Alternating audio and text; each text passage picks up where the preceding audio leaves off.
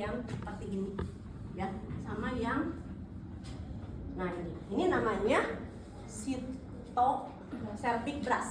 Cervic brush ini cytobrush ya.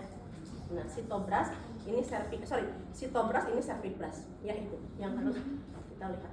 Nah ini ya, kemudian sebentar. Nah jadi nanti setelah diambil baru kita lakukan pemeriksaan secara laboratorium. Di beberapa puskesmas belum ada seluruhnya dia bisa melakukan pemeriksaan pap smear. Jadi biasanya dia dikirim pada puskesmas rujukan atau rumah sakit untuk dilakukan pemeriksaan pap smear. Nah untuk sementara ini IPA test dan pap smear itu biasanya dilakukan terintegrasi pada asuhan atau pada layanan KB. Jadi misalkan setiap pasien yang mau dipasang IUD biasanya langsung dilakukan pemeriksaan IPA atau pap smear ya. Yang terutama adalah IPA ya. Karena secara berdasarkan informasi yang dari kementerian bahwa yang misalkan IPA test itu harus semua bisa.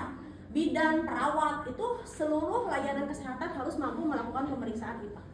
Ya, jadi kalau kita lihat kanker serviks itu penyebabnya adalah HPV tipe 16 dan tipe 18.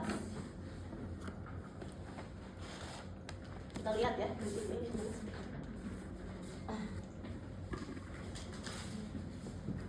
Nah ini persiapannya.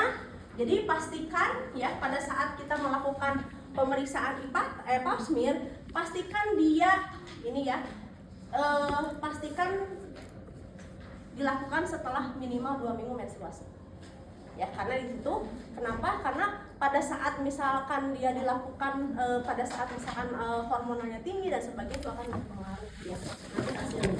Selama 48 jam tidak boleh menggunakan obat-obatan. Misalkan pasiennya mau biasa menggunakan obat Dutch ya, yang misalkan membersihkan mulut vagina dengan menggunakan alat ya, itu tidak boleh. Jadi tidak boleh pasien itu, atau misalkan dia kebetulan keputihan, kemudian sama dokter diberikan misalkan obat ya, obat yang dimasukkan ke dalam vagina, itu tidak boleh. Jadi 48 jam atau 2 hari dia tidak boleh mendapatkan pengobatan. Kemudian dia tidak melakukan hubungan seksual ya, minimal selama 24 jam atau 1 hari tidak, pokoknya 24 jam tidak boleh melakukan hubungan seksual. Kenapa? Karena pada saat dia melakukan hubungan seksual, yang akan Anda ambil bukan cairan dari vagina tapi sperma.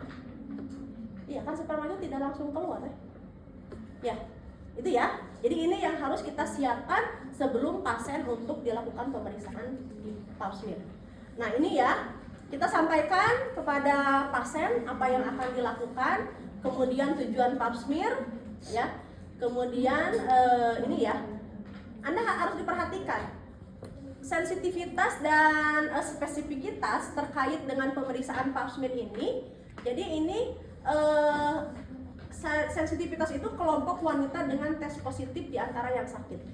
Jadi ada kalanya harusnya dia positif tapi hasilnya negatif, atau kebalik, hasilnya negatif tapi dia menjadi positif ya. Nah, tapi yang terutama adalah negatif palsu, yang harusnya dia positif tapi dikatakan negatif. Biasanya itu terjadi kesalahan apa? Kesalahan dalam pengambilan spesimen ya. Jadi tetap hati-hati, tidak boleh kita misalkan melakukan pemeriksaan tapi pasiennya ternyata tidak dilakukan misalkan dengan baik. Nah, kita lihat ya, kesalahan interpretasi 23% ya. Nah, ini diobservasi dan diambil dengan menggunakan cytobrush dan spatula. Ini ya. Jadi ini yang harus kita lakukan. Bentar. Jadi Anda tidak boleh tebal dan juga tidak boleh tipis. Kalau terlalu tebal, nanti si jaringannya dia menumpuk spesimennya, sehingga pada saat dilihat secara lapang pandang dengan menggunakan mikroskop itu nanti tidak akan jelas ya. Nah, ini alkoholnya minimal 95% atau 96% ya. Jadi sediaan apus terlalu tipis hanya mengandung sangat sedikit sel. Jadi Anda pada saat melakukan nah ini jangan terlalu ditekan juga jangan ya, tapi jangan dulu hanya lewat juga jangan. Jadi Anda pastikan bahwa si jaringan itu dia nempel di objek las ya. Jadi Anda kalau seperti ini, Anda silakan. Ya. Nah, Anda boleh ini kalau enaknya sih mendingan dua objek kelas. Jadi bagian endo, bagian ekto. Jadi Anda ini ya, begitu kan. Jadi supaya khawatirnya gini, ternyata di sini ada yang terambil dengan baik, ternyata di sini tidak ada ambil. Jadi gitu ya. Jadi harus semua pastikan nempel di objek kelas. Jadi terlalu tipis nanti akan sangat sedikit ya sel yang kelihatan. Kemudian terlalu tebal juga ya, tidak merata, sel bertumpuk, kemudian sediaan terlalu kering atau fiksasinya terlalu lama di luar, itu tidak boleh ya. Cairan fiksasi tidak memakai alkohol minimal 95%. Jadi minimal 95%. Ini ya. Jadi kalau kita lihat pap smear diambil 2 tahun pada perempuan yang aktif melakukan hubungan seksual. Setiap 2 tahun sekali ya. Nah, untuk penapisan itu diambil setiap 2 tahun dan di usia 70 tidak perlu diambil asal ya hasil dari pemeriksaan 2 kali negatif. Misalkan pertama negatif, 2 tahun kemudian negatif, udah nggak usah diperiksa lagi kalau usia 70 tahun. Kayak sekadar PG wassalam. Ya, nah, ini jadi harus perhatian. Nah ini ya, jadi kita nanti isi ya, nanti katanya kalau di puskesmas atau di rumah sakit itu nanti harus ada formulir konsultasi sitologi ini ya, karena ini harus dikonsulkan ke ahli sitologi atau ahli patologi anatomi. Kemudian spatula Aire, ini spatula Aire ya, yang dikombinasikan dengan sitobras. Paham ya teh ya? Jadi teteh bagusnya ini ada 2, ada spatula Aire dan ada sitobras. Sitobras untuk mengambil bagian endo dan spatula Aire untuk mengambil bagian ekto. Kemudian kaca ya, benda yang salah sisinya diberi label, nanti teteh kasih label. Kemudian spekulum cocor bebek, tabung berisikan larutan fiksasi tadi ya, boleh menggunakan tabung. Kalau sudah difiksasi selama 30 menit itu boleh dimasukkan ke map, kemudian kita kirim.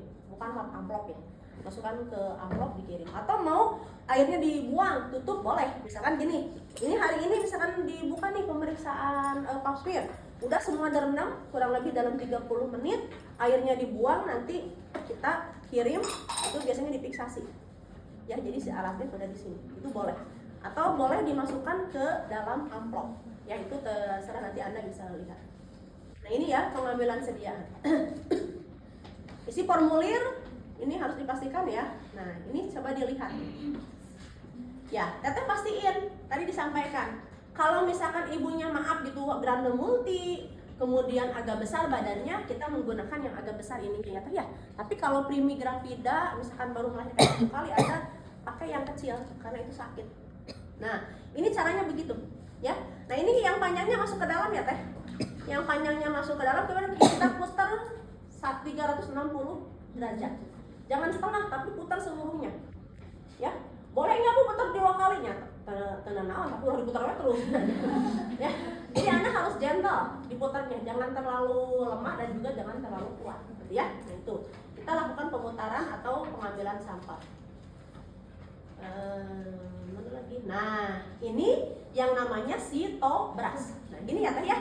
Jadi sitobras itu masuk, teteh masuknya ini jangan sampai lebat kadianya. Nah ini, jadi agak nempel, tapi yang pasti teteh ini semuanya harus masuk, ingat. Ya, enggak kan? Masih kan? Ya. Nah ini harus masuk, jangan sampai ke ininya ya, tapi harus ke sini. Karena kenapa? Karena kalau terlalu dalam itu tidak tepat, ya. Nah, ini yang menggunakan bagian endo. Nah, baru kita ini caranya ya teh ya. Jadi kita lihat. Nah, kita dilihat caranya. Cara kita memberikan apusan. Nih, diputar. Gitu ya. Nih, kan ini diputar sambil berjalan ya. Kalau Anda mau hanya satu spatula boleh. Misalnya ini bagian endo, ini bagian ekto. Atau di dua misalkan dalam objek kelas enggak apa-apa. Ya, tapi harus ditulis. Jadi baiknya jangan endo dan ekto ditumpuk, jangan, bagusnya dipisahin. Ini bagian endo, ini bagian ekto. Ya, ini ya, paham ya? Oke. Nah, ini baru nanti kita masukkan ke dalam alkohol ya 95% minimal. Baru kita, nah ini coba dilihat nanti saya kirim deh ini ya. Nah sediaan dapat dimasukkan ke dalam amplop atau pembungkus yang dapat menjamin kesediaan. Jadi intinya kalau sudah difiksasi insya Allah tidak akan lepas ya. Jadi itu, karena kalau misalkan kita kirim keluar tanpa difiksasi nanti khawatirnya si sediaan itu bisa nempel. Oke. Nah itu ya yang udah. Oke, sekarang kita praktek. Ini yang